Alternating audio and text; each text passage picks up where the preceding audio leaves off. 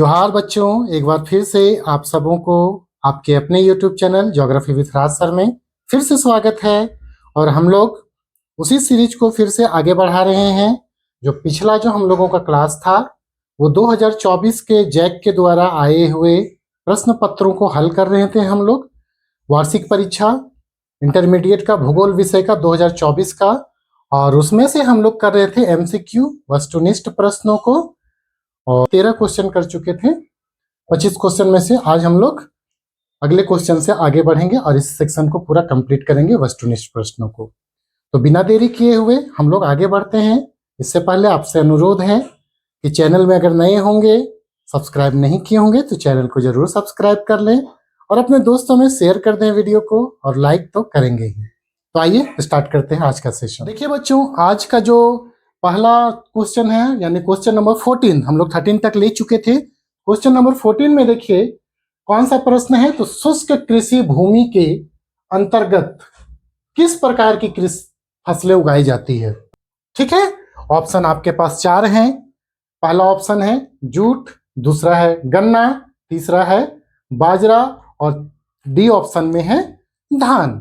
तो ध्यान देंगे यहां पे जितने भी ऑप्शन आपको नजर आ रहे हैं, इनमें से जूट को भी अधिक से अधिक जल की आवश्यकता होती है, गन्ना को भी सालों भर अधिक से अधिक जल की आवश्यकता होती है, और धान की फसलें भी अधिक वर्षा या अधिक जल वाले भूमि क्षेत्र में की जाती है। तो यहाँ पे एकमात्र फसल है वो है आपका बाजरा।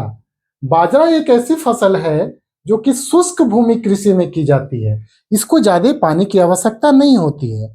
तो इस प्रकार यह उन क्षेत्रों में की जाएगी जिन क्षेत्रों में वर्षा की मात्रा कम होती है और भूमि में आर्द्रता की मात्रा कम होती है, इसीलिए उसको शुष्क भूमि कृषि बोला जाता है, ड्राई लैंड एग्रीकल्चर।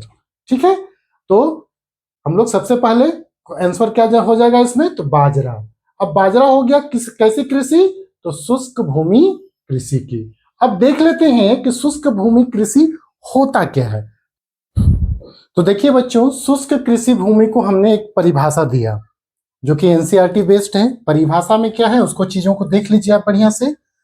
तो वैसी कृषि जिसमें शुष्कता को सहने वाले फसलों, ध्यान से देखिएगा, तो वैसी कृषि जिसमें शुष्कता को सहने वाले फसलों को 75 सेंटीमीटर से कम वर्षा वाले प्रदेशों में उत्पादन कृषि या उगाई जाती है, तो उसे हम लोग शुष्क भूमि कृषि कहते हैं। तो वैसी कृषि जिसमें शुष्कता को सहने वाले फसलों को 75 सेंटीमीटर से कम वर्षा, वार्षिक वर्षा, ध्यान दीजिएगा, वार्षिक वर्षा वाले प्रदेशों में उगाई जाती है, तो उसे शुष्क भूमि कृषि कहते हैं। कहने का तात्पर्य कि वैसी कृषि जहां की भूमि में शुष्कता हो, यानी वहां उस भूमि की मृदा में जल की मात्रा कम हो, तो वहां पे वैसे ही फसल उगाए जाएंगे जिसे कि कम जल की आवश्यकता हो, जिसमें कि कौन कौन फसलें मुख्य हैं इस कृषि के तहत, मुख्यतः रागी, ध्यान दीजिएगा, बाजरा, मूंग, चना तथा गवार। गवार क्या होता है, चारा का फसल होता है, फसलों के लिए, पशुओं के लिए उगाया जाता है। ठीक है, आदि फसलें उगाई जाती हैं। ठीक है, अब हम लोग देखते हैं कि ये जो प्रश्न आया है जैक के 2024 में क्वेश्चन में, तो ये कहाँ से लिया गया है। ये लिया गया है बच्चों आपको NCERT के 12th क्लास के NCERT के सेकेंड बुक से, जिसमें कि भारत का भूगोल का जिक्र किया गया है।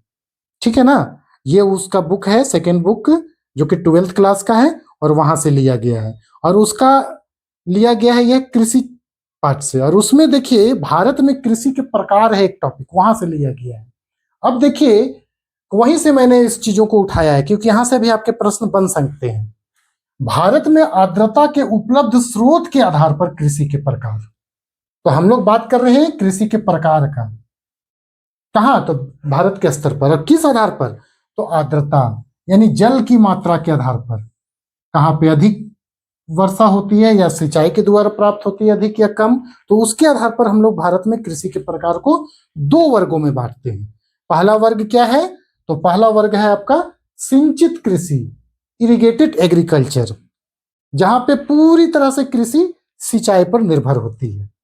और दूसरा कौन सा है, तो वो है वर्षा निर्भर या बारानी कृषि, यानी यहाँ पे जो कृषि पूर्ण निर्भर होती है पूरा तरह से वर्षा पर होता है, यानी वर्षा अच्छी होगी तो वो फसल वहां पे उगाई जाएगी। अब देखते हैं कि सिंचित कृषि को भी हम लोग आगे बांटते हैं। सिंचित कृषि को हम लोग सिंचाई के उद्देश्य के आधार पर दो प्रकारों में बांटते हैं कृषि को, ठीक है। अगर हम लोग फसलों को सिंचाई करते हैं तो किस उद्देश्य से करते हैं, तो पहला उद्देश्य क्या है, रक्षित सिंचाई कृषि। तो ऐसी फसलें जिसे हमको सूखा से बचाने के लिए, यानी उसको मरने से बचाने के लिए सिंचाई की जाती है, तो वैसी कृषि को हम लोग रक्षित सिंचाई कृषि कहते हैं। जैसे हम लोग पौधों को बचाते हैं, जैसे मिर्चा लगा दिए तो मिर्चा के फसल को बचाना है, टमाटर लगा दिए तो टमाटर के फसल को बचाना है, पौधा को बचाना है। जब वो बच जाएगा, बड़ा हो जाएगा, तब वो फलने लगेगा।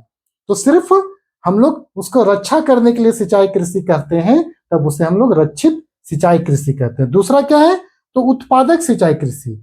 ऐसी फसलें जिसमें पानी की मात्रा ही डिपेंड करती है कि अधिक अगर सिंचाई की जाएगी तब इसमें प्रोडक्शन अधिक होगा। जैसे आलू में हम लोग को बार बार देना पड़ता है, क्या सिंचाई करनी पड़ती है, तो वो कैसा कृषि हो जाएगा, उत्पादक सिंचाई कृषि। प्याज, उसमें पानी डालते रहिए तब वो ज्यादा बैठेगा, ठीक है ना।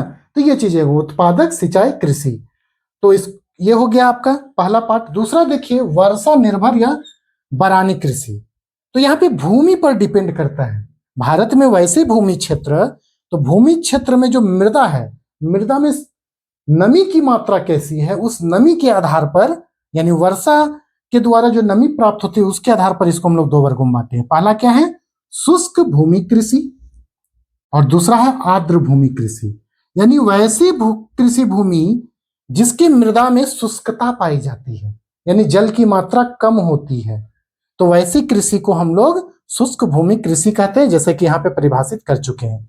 इसलिए हमने बोला कि इस कृषि में शुष्कता को सहने वाली फसलें उगाई जाती है, जहां 75 सेंटीमीटर से कम वर्षा होती है, ठीक है। जबकि दूसरी ओर आर्द्र भूमि कृषि, तो वर्षा बहुत अधिक हो रहा है, 100 सेंटीमीटर से अधिक, 200 सेंटीमीटर से अधिक, तो भारत के उन क्षेत्रों में आर्द्र भूमि कृषि की जाएगी। जैसे चावल का, ये क्या है, जूट का कृषि, गन्ना का कृषि, धान का कृषि, ये सब कैसी है, तो ये सब है आपके आर्द्र भूमि कृषि।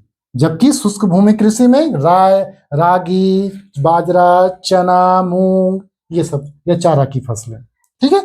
अब हम लोग देख लेते हैं, समय लगेगा लेकिन हम लोग देख लेते हैं कि सिंचित कृषि किसे कहते हैं, रक्षित सिंचाई कृषि किसे कहते हैं, उत्पादक सिंचाई कृषि किसे कहेंगे, शुष्क तो देख ही लिया, और आर्द्र भूमि किसे कहते हैं उसको हम लोग एक बार परिभाषा में देख लेते हैं, ताकि शॉर्ट या लॉन्ग क्वेश्चन अगर पूछ दे कि भारत में कृषि के प्रकार को आर्द्रता के आधार पर विस्तृत व्याख्या प्रस्तुत करे, तो यहाँ से आप लॉन्ग क्वेश्चन भी पकड़ सकते हैं। तो एक एक करके हम लोग सारा परिभाषा भी एक बार देख लेते हैं। तो देखिए, हम लोग एक एक करके परिभाषा को देख ले रहे हैं। सबसे पहले देखते हैं सिंचित कृषि को, ठीक है। तो सिंचित कृषि की परिभाषा अच्छा से आप लोग देख लीजिए, लिखते चलेंगे। वैसी कृषि जो मुख्यतः सिंचाई पर ही निर्भर रहती है उसे सिंचित कृषि कहते हैं। सिंचाई के उद्देश्य के आधार पर इस सिंचित कृषि को भी दो प्रकारों में वर्गीकृत किया गया है। पहला प्रकार कौन सा है, रक्षित सिंचाई कृषि, और दूसरा है उत्पादक सिंचाई कृषि। तो एक एक करके दोनों को परिभाषा को देख लेते हैं। रक्षित सिंचाई कृषि किसे कहते हैं उसको देख लीजिए। तो वैसी कृषि जिसमें सिंचाई का मुख्य उद्देश्य आर्द्रता की कमी के कारण, यानी जल की कमी के कारण फसलों को नष्ट होने से बचाना है, उसे रक्षित सिंचाई कृषि कहते हैं। समझे बात को।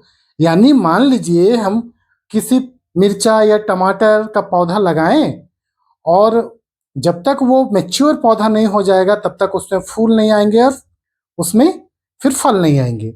तो उसके लिए क्या करना होगा कि उस समय तक उसमें हमको जल से उसे सिंचित करते रहना पड़ेगा, और जैसे आना शुरू होगा तो फिर उसमें सिंचाई की मात्रा थोड़ा कम हो जाती है, ठीक है। इसीलिए बोला गया है कि फसलों को नष्ट होने से बचाने के लिए किया जाता है रक्षित सिंचाई कृषि। इसलिए इसकी एक विशेषता क्या है, तो इस कृषि में वर्षा के अतिरिक्त, वर्षा से तो पानी प्राप्त होती है, उसके अतिरिक्त जो जल की कमी होती है उसे सिंचाई द्वारा पूरा किया जाता है। तो रक्षित सिंचाई कृषि हम लोग देख लिए। ठीक, दूसरा देखते हैं उत्पादक सिंचाई कृषि। समझ लीजिए इसको। तो वैसी कृषि जिसमें फसलों को पर्याप्त मात्रा में पानी उपलब्ध कराकर अधिकतम उत्पादकता प्राप्त करते हैं, उसे हम लोग उत्पादक सिंचाई कृषि कहते हैं। कहने का तात्पर्य कि वैसी सिंचित कृषि जिसमें सिंचाई का उद्देश्य फसलों को बचाना नहीं, नष्ट होने से, बल्कि उसमें अधिक जल हम तब तक डालते हैं जब तक हमको उससे अधिक उत्पादकता प्राप्त होती है। जैसे आलू में जब तक हम लोग अधिक जल नहीं डालेंगे तब तक वो अधिक से अधिक नीचे जल से हम लोग उसे प्राप्त नहीं कर सकते हैं। ठीक है, उसी प्रकार प्याज है, इसी प्रकार के पौधे जो हैं, फसलें हैं, उसे अधिक से अधिक जल की आवश्यकता होती है सिंचाई के द्वारा। ध्यान रखिएगा। ठीक है, अब आते हैं हम लोग किसमें, तो दूसरा जो प्रकार था वर्षा निर्भर या बारानी कृषि। अब इसको देख लेते हैं कि इसकी परिभाषा क्या है। तो वैसी कृषि जो पूर्णतः वर्षा जल पर निर्भर होती है, वैसी कृषि जो पूर्णतः वर्षा जल पर निर्भर होती है उसे वर्षा निर्भर कृषि अथवा बारानी कृषि कहते हैं। ठीक है, जो पूरी तरह से वर्षा जल पर ही निर्भर हो। जैसे भारत का मानसूनी प्रदेश पूरा तरह से वर्षा पर निर्भर रहता है। ठीक है ना। अब देखिए क्या बोला जा रहा है कि कृषि ऋतु में उपलब्ध आर्द्रता यानी उपलब्ध जो जल की मात्रा होता है वर्षा के द्वारा के मात्रा के आधार पर इसे दो प्रकारों में बांटते हैं। पहला प्रकार क्या है, शुष्क भूमि कृषि, जो हम लोग कर चुके हैं, यानी वैसी कृषि जिसकी भूमि में मृदा जो होती है उसमें शुष्कता की मात्रा अधिक होती है, यानी जल उसमें कम होता है, इसलिए उसमें हम लोग बाजरा, जूट, मूंग, चना इत्यादि या फिर चारे की फसलें उगाते हैं। जबकि दूसरी ओर आर्द्र भूमि कृषि यानी वर्षा वाले वैसे क्षेत्र जहां पे बहुत अधिक वर्षा होती है और अधिक जल के वर्षा जल से फसलों को उत्पादन किया जाता है, वैसे फसलों को ही, वैसे कृषि को हम लोग आर्द्र भूमि कहते हैं। परिभाषा देख लीजिए, वैसे कृषि जिसमें अधिक जल की प्राप्ति वाले फसलें उगाई जाती हैं। ठीक है, जैसे चावल, जूट, गन्ना आदि।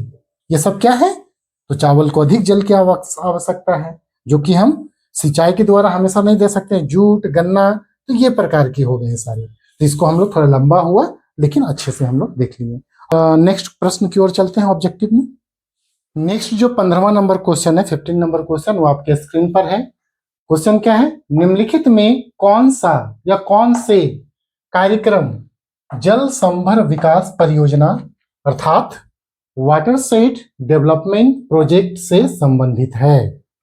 ठीक है, 4 ऑप्शन है आपके पास, हरियाली परियोजना, नीरू मुईरू परियोजना, अरावली पानी संसद या इनमें से सभी। तो आंसर देखने से पहले हम लोग चीजों को समझ लेते हैं पहले कि ये जल संभर विकास परियोजना क्या है। तो जल संभर विकास परियोजना को जानने के लिए यानी वाटरशेड डेवलपमेंट प्रोग्राम या प्रोजेक्ट को जानने के लिए सबसे पहले हमें जानना पड़ेगा कि जल संभर प्रबंधन क्या होता है, वाटरशेड मैनेजमेंट क्या होता है। उसके बाद हम लोग जानेंगे वाटरशेड मैनेजमेंट प्रोजेक्ट और ऑन कार्यक्रम। तो पहले देखिए जल संभर प्रबंधन होता क्या है, मैंने लिख दिया है। जल संभर प्रबंधन यानी वाटरशेड मैनेजमेंट से तात्पर्य मुख्य रूप से धरातलीय यानी धरातल के ऊपर जो पानी बहता है, धरातलीय, और भौम जल यानी धरातल के अंदर जो अंडरग्राउंड वाटर है। ठीक है, धरातलीय और भौम जल संसाधनों के दक्ष प्रबंधन से है। यानी वर्षा जल जो बरसता है तो वो धरातल से बहकर आगे बढ़ता है, सागर में, नदियों में जाता है, सागर में जाके मिल जाता है, यानी वेस्ट हो जाता है। दूसरा, भूमि के अंदर से जो हम जल निकालते हैं या तो नलकूप के द्वारा या तो फिर कुआं के द्वारा, जैसे भी निकाल रहे हैं, कुआं के द्वारा तो वर्षा जल संग्रहण होता है, नलकूप के द्वारा, चापाकल के द्वारा, बोरिंग के द्वारा जो हम लोग निकालते हैं तो उसको मैनेजमेंट दक्ष प्रकार से करें ताकि सतत पोषणीयता बना रहे। ठीक है, तो ये हो गया आपका जल संभर प्रबंधन।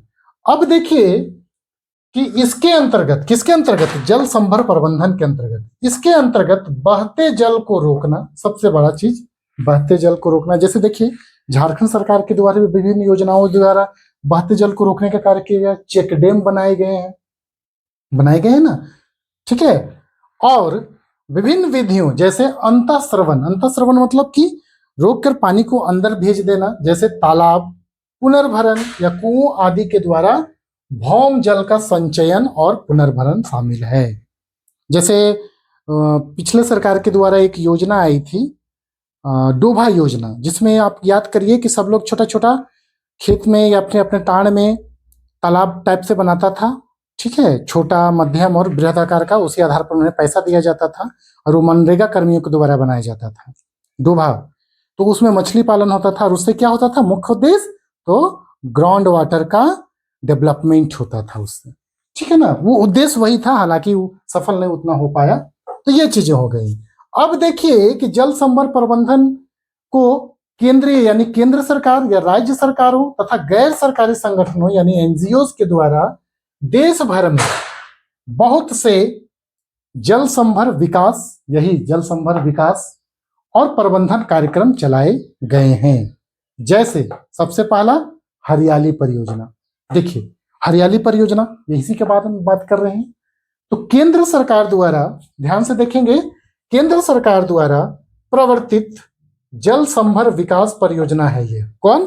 तो हरियाली परियोजना, जिसका उद्देश्य क्या है, तो ग्रामीण जनसंख्या को पीने की पानी, सिंचाई के लिए और मत्स्य पालन, साथ ही साथ वन रोपण के लिए जल का संरक्षण करना है। इसमें क्या किया जाता है, तो यह परियोजना लोगों के सहयोग से ग्राम पंचायत, ठीक है, जो आपके यहाँ भी वार्ड होते हैं, मुखियाज होते हैं, पंचायत समिति सदस्य होते हैं, जिला परिषद होता है, सबका चुनाव करते हैं। तो ग्राम पंचायतों द्वारा निष्पादित की जा रही है अलग अलग योजनाएं लाकर, ठीक है। अगला कार्यक्रम क्या है, प्रोजेक्ट क्या है जल संभर प्रोजेक्ट में, डेवलपमेंट प्रोजेक्ट में, नीरू मीरू। देखिए इसका मतलब क्या होता है, जल और आप। ये आंध्र प्रदेश में चलाए जाने वाला परियोजना है और आंध्र प्रदेश में लोगों के सहयोग से विभिन्न जल संग्रहण संरचना बनाए जाते हैं। जैसे तालाब खोद के बनाया गया, ठीक है ना, चेक डैम बनाए गए हैं, तो उसी को नाम दे दिया गया आंध्र प्रदेश में नीरू मीरू, हिंदी में जल और आप। अगला कार्यक्रम क्या है, तो अरबारी पानी संसद। ये राजस्थान में चलाया गया है, जहां वही जल संभर विकास कार्यक्रम है, ये प्रोजेक्ट है। ये राजस्थान के अलवर जिला में लोगों के सहयोग से विभिन्न जल संग्रहण संरचना बनाया जाना है इसके अंतर्गत। तो देख लीजिए, हम लोग पूरा व्याख्या जान लिए और व्याख्या के द्वारा हम लोग जाने कि हरियाली परियोजना क्या है, जल संभर विकास परियोजना का ही एक भाग है, प्रकार है, और वो केंद्र सरकार के द्वारा प्रायोजित है। नीरू मीरू यानी जल और आप भी एक परियोजना है जल संभर का, और ये आंध्र प्रदेश में क्रियाशील है। अरवारी पानी संसद, ये भी एक क्या है, जल संभर विकास प्रोजेक्ट है, और ये राजस्थान अलवर में चलाया जा रहा है, ठीक है। इसको हम लोग देख लिए पूरी तरह से। तो आंसर क्या हो जाएगा, इनमें सभी। तो ये आंसर आपका परफेक्ट हो जाएगा, इनमें सभी। इसी बहाने हम लोग अगर मान लीजिए एग्जाम में पूछते कि जल संभर प्रबंधन क्या है, तो आप लिख लेंगे जल संभर प्रबंधन विकास परियोजना क्या है, उसको आप लिख लेंगे, एग्जाम्पल दे देंगे, विश्व भारत का मानचित्र बना के दिखा देंगे कि कहाँ कहाँ पे होता है। लॉन्ग क्वेश्चन को भी आप पकड़ सकते हैं इससे। अब नेक्स्ट क्वेश्चन को हम लोग देखते हैं, 16 नंबर क्वेश्चन को। 16 नंबर क्वेश्चन को हम लोग देख लेते हैं, आपके स्क्रीन पर है। भारत के किस राज्य में नोवा मुंडी तथा गुआ खदानें स्थित है? नोवा मुंडी तथा गुआ खदानें स्थित है, ये आपको बताना है कि ये कौन से राज्य में है, ठीक है। 4 ऑप्शन है आपके पास, ओडिशा, छत्तीसगढ़, झारखंड और कर्नाटक। तो बच्चों ध्यान दीजिएगा कि ये जो नोवा मुंडी माइंस है और गुआ माइंस है, ये आपके झारखंड के सिंहभूम क्षेत्र में लौह अयस्क आयरन ओर के माइंस हैं। तो आंसर क्या हो जाएगा, झारखंड। झारखंड में ये आयरन ओर या लौह अयस्क की खदानें हैं, जो सिंहभूम क्षेत्र, सरायकेला क्षेत्र में आपको सिंहभूम पहाड़ी में मिलता है। देखिए अन्य राज्यों के भी लौह अयस्क की खदानों को हम लोग देख लेते हैं कि कौन कौन से हैं यहाँ पे। झारखंड के 2 हम लोग देखें, उड़ीसा का भी देख लेंगे, छत्तीसगढ़ का भी और कर्नाटक को भी देख लेंगे। तो सारा को हम लोग देख लेते हैं, लिख लेते हैं। तो आइए हम लोग एक एक करके देखते हैं कौन कौन से जिले में कौन कौन से आयरन ओर के खदानें हैं। सबसे पहले उड़ीसा का देखते हैं। उड़ीसा में जो लौह अयस्क की खदानें हैं वो देखिए बहुत सारी हैं।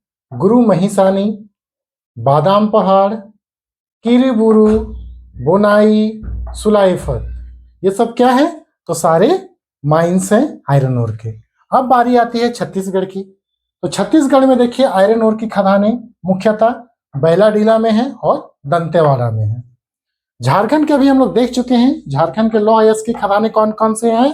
तो मुख्यतः पूर्वी सिंहभूम और पश्चिमी सिंहभूम जिला में नोवामुंडी और गुवा खदानें इसके जाने जाते हैं आयरन ओर के लिए।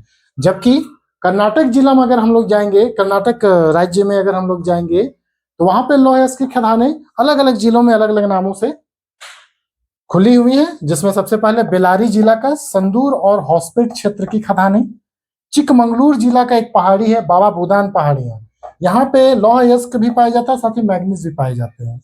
कुद्रेमुख, सिमोगा आदि जिलों में भी कर्नाटक के लौह अयस्क पाए जाते हैं। अब हम लोग देखते हैं प्रश्न संख्या 17 की ओर चलते हैं। अगले प्रश्न को देख लेते हैं। नेक्स्ट प्रश्न आपका देखिए स्क्रीन पर है। हजीरा, विजयपुर, जगदीशपुर संबंधित है। इससे संबंधित है, 4 ऑप्शन है आपके पास। गैस पाइपलाइन से, तेल शोधनशाला से, परमाणु शक्ति केंद्र से या कोयला खदानों से। तो बच्चों याद रखिएगा, हजीरा, विजयपुर, जगदीशपुर एक प्राकृतिक गैस पाइपलाइन है। एक प्राकृतिक गैस पाइपलाइन है जिसको बोला जाता है HVJ गैस पाइपलाइन के नाम से भी जाना जाता है। और ये तो आंसर क्या हो जाएगा? गैस पाइपलाइन, प्राकृतिक गैस पाइपलाइन है ये, HBJ नेचुरल गैस पाइपलाइन। ठीक है ना। और ये है कहां? सो देखिए, तो ये भारत के गुजरात से स्टार्ट होता है। गुजरात से इसका गैस का प्रोडक्शन होता है और ये जो पाइपलाइन के द्वारा ये मध्य प्रदेश के विजयपुर और उत्तर प्रदेश के जगदीशपुर तक पहुंचा हुआ है। इसीलिए इसका नाम दिया गया है। H से हजीरा, V से विजयपुर और J से Jagdishpur, HVJ natural gas pipeline. ठीक है ना, HBJ पाइपलाइन या गैस पाइपलाइन। तो मैप आप लोग बना लेंगे। अगर लॉन्ग क्वेश्चन में आ जाए, शॉर्ट क्वेश्चन में आ जाए, तो मैप में जरूर से एंट्री करिएगा। चलिए ठीक है, अगले प्रश्न की ओर चलते हैं। अगला प्रश्न है, किस देश की सहायता से बोकारो इस्पात संयंत्र, ध्यान देंगे, बोकारो इस्पात संयंत्र की स्थापना की गई है? सोवियत संघ, अमेरिका, जर्मनी या ग्रेट ब्रिटेन? आंसर आप जान ही रहे हैं, आंसर हो जाएगा सोवियत संघ। आंसर हो जाएगा सोवियत संघ की सहायता से, जो अभी रूस के नाम से जाना जाता था, पहले अविभाजित रूस था। तो उसकी सहायता से बोकारो इस्पात संयंत्र की स्थापना की गई थी, तृतीय पंचवर्षीय योजना। अब अगर बात आ गई तो थोड़ा सा समझ लीजिए। जब भारत आजाद हुआ तो आजादी के बाद पंचवर्षीय योजनाएं लागू की गई। हर एक पंचवर्ष पर 5 साल के लिए किसी एक क्षेत्र पर फोकस किया जाता था। तो प्रथम पंचवर्षीय योजना में चूंकि हमें खाद्य सुरक्षा की समस्या थी, तो फूड सिक्योरिटी के लिए एग्रीकल्चर पर पूरा का पूरा फोकस किया गया। सेकेंड जो प्लान था, 5 ईयर प्लान था, द्वितीय पंचवर्षीय योजना, उसमें भारी उद्योगों पर ध्यान दिया गया। और उस समय विभिन्न देशों की सहायता से भारत के जहां पे कच्चे माल पाए जाते थे, उन स्थानों पे लोहा इस्पात उद्योग की स्थापना की गई। जिनमें से देखिए, द्वितीय पंचवर्षीय योजना 1956 से 61 के बीच में 3 जगह पे लोहा इस्पात की स्थापना की गई थी। सबसे पहले भिलाई, छत्तीसगढ़ के भिलाई में सोवियत संघ की सहायता से। पश्चिम बंगाल के दुर्गापुर में ग्रेट ब्रिटेन की सहायता से। जबकि ओडिशा के राउरकेला में जर्मनी की सहायता से। द्वितीय पंचवर्षीय योजना के बाद तृतीय पंचवर्षीय योजना यानी 1961 से 66 के बीच में ऐसे क्षेत्र जो थोड़े से यहां से छूट चुके थे, तो उनमें से बोकारो इस्पात संयंत्र की स्थापना की गई झारखंड में, और वो भी किसकी सहायता से? तो सोवियत संघ की सहायता से।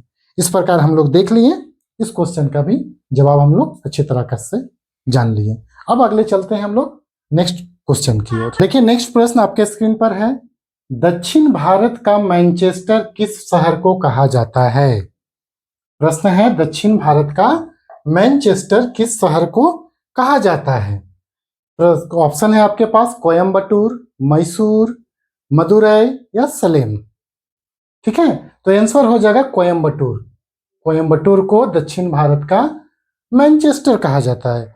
दक्षिण भारत का मैनचेस्टर अगर कहा जाता है कोयम्बटूर का, तो ये एक उपनाम है, लेकिन मुख्य नाम जो पड़ा है मैनचेस्टर, मैनचेस्टर इंग्लैंड में है और वो सूती वस्त्र उद्योग के लिए विशेष रूप से जाना जाता है। एक फेमस जगह है जहाँ पे अधिक प्रोडक्शन होता है सूती वस्त्र उद्योग का, और इसीलिए दक्षिण भारत में सबसे अधिक सूती वस्त्र का उत्पादन कोयम्बटूर में होता है, इसीलिए इसको दक्षिण भारत का मैनचेस्टर कहा जाने लगा। अब अगर हम लोग अगले प्रश्न की ओर चले, तो अगला प्रश्न है, प्रश्न संख्या 20 देखेंगे। पर्वतीय क्षेत्रों में किस प्रकार के अधिवास यानी सेटलमेंट पाए जाते हैं? लोग घर किस प्रकार के बनाते हैं? वृत्ताकार, सीढ़ीदार, आयताकार या इनमें से कोई नहीं?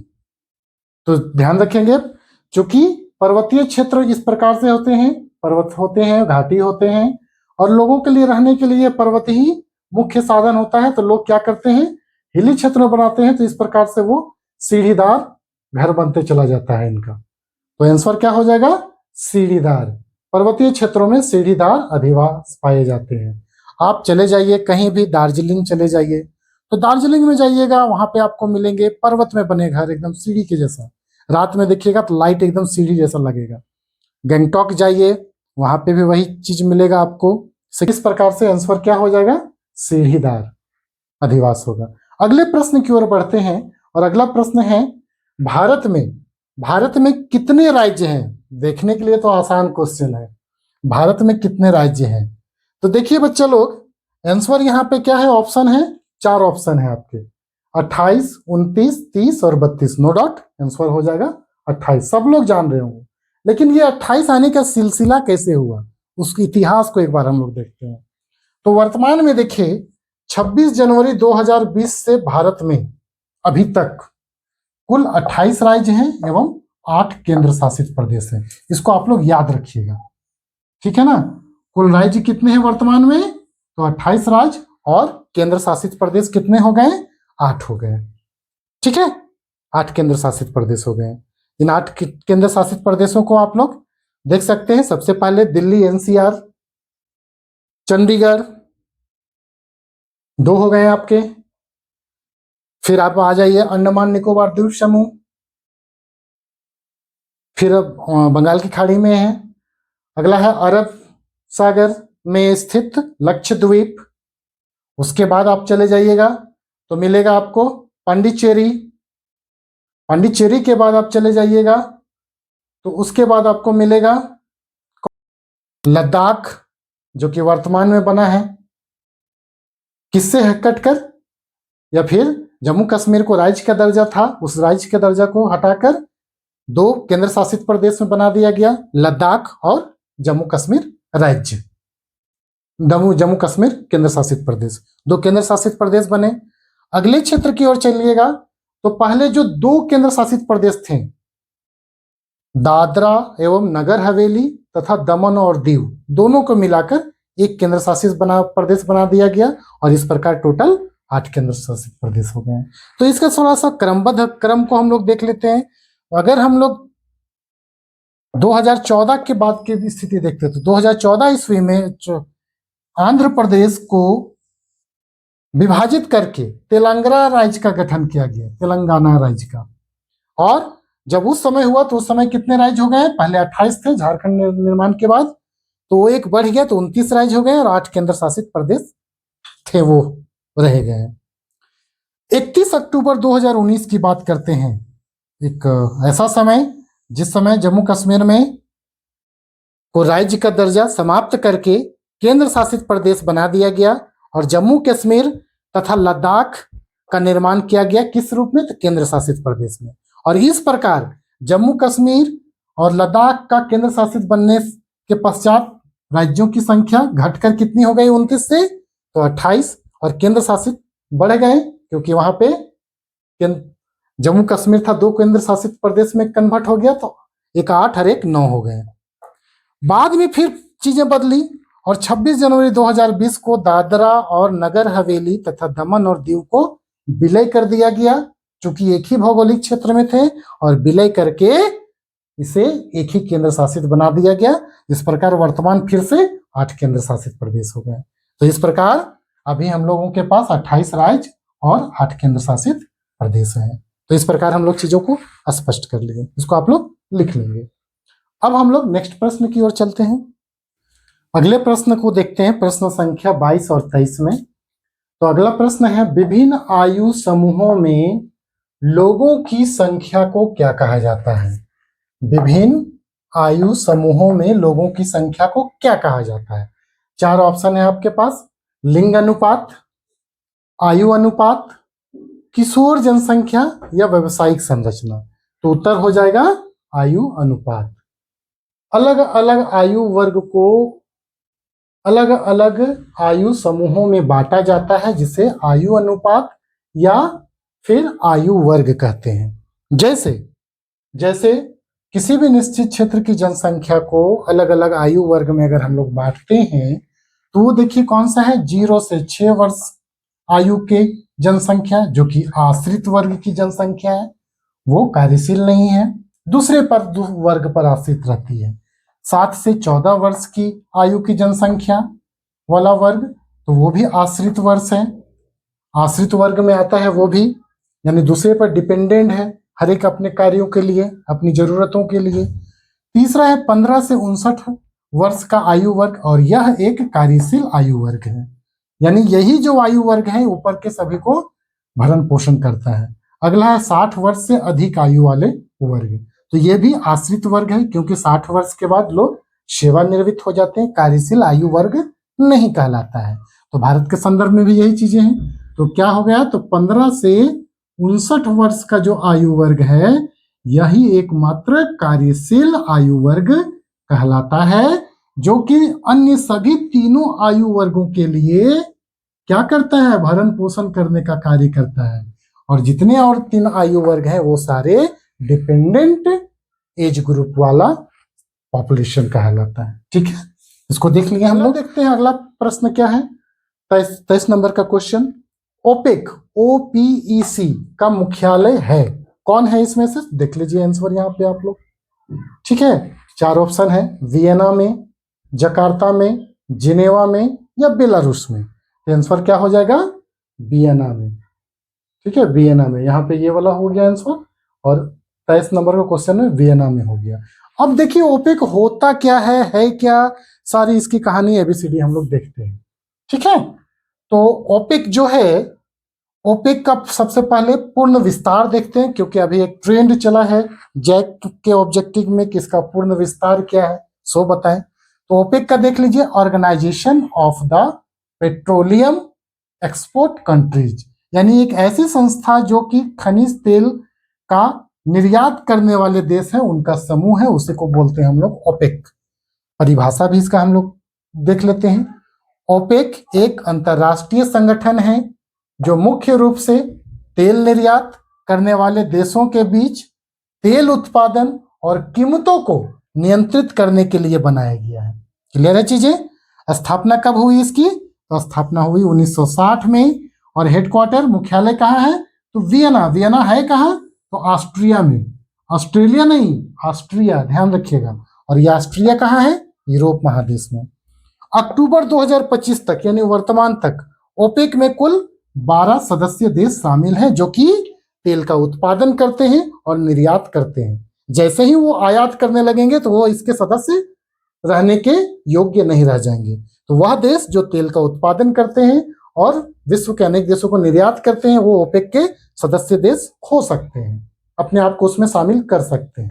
ठीक है, तो अभी इसमें 12 सदस्य देश हैं जो तेल का उत्पादन करते हैं और एक्सपोर्ट करते हैं। उनमें से देखिए कौन कौन इस संस्था में, इस संगठन में शामिल अपने आप को किए हुए हैं। तो सबसे पहले हम लोग एशिया महाद्वीप चलते हैं, एशिया कॉन्टिनेंट। वहां पे देखिए सऊदी अरब, या जिसको हम लोग अंग्रेजी में सऊदी अरेबिया बोलते हैं, तेल का अधिक उत्पादन करने वाला और निर्यात करने वाला। उसके बाद दूसरा में है पश्चिम एशिया में ही ये सब सारे हैं, खाड़ी के देश हैं। यहाँ पे देखिए इराक है, उसके बाद कुवैत है, फिर यूएई यानी यूनाइटेड अरब अमीरात, संयुक्त अरब अमीरात, ठीक है। और उसके बाद कजाकिस्तान जो कि मध्य एशिया का देश है। ये सभी पश्चिम एशिया के देश हैं ये चारों, जबकि कजाकिस्तान मध्य एशिया का देश है। ये 5 हो गए हैं आपके एशिया में तेल उत्पादन और निर्यात के देश। दक्षिण अमेरिका में, साउथ अमेरिका कॉन्टिनेंट में जाइएगा तो मात्र एक है और वो है वेनेजुएला। वेनेजुएला ही एक ऐसा देश है वहां पे जो कि इसमें शामिल है। ऐसे नहीं कि और नहीं करते हैं उत्पादन और निर्यात, लेकिन उत्पादन और निर्यात करने वाले में वहां पे एक ही देश अपने आप को शामिल किया है और वो है वेनेजुएला। अफ्रीका में देखिए बहुत सारे देश हैं, लगभग 6 देश हैं। तो अफ्रीका में अधिक उत्पादन होता है, लेकिन ये एक गरीब कॉन्टिनेंट के रूप में जाना जाता है, ठीक है, क्योंकि इसके पास तकनीक नहीं है इसको कन्वर्ट करने में, उसको रिफाइनरी करने में। तो कच्चा तेल का तो उत्पादन करता है और उसको उसी रूप में उसको निर्यात करता है। तो देखिए कौन कौन से हैं इसमें।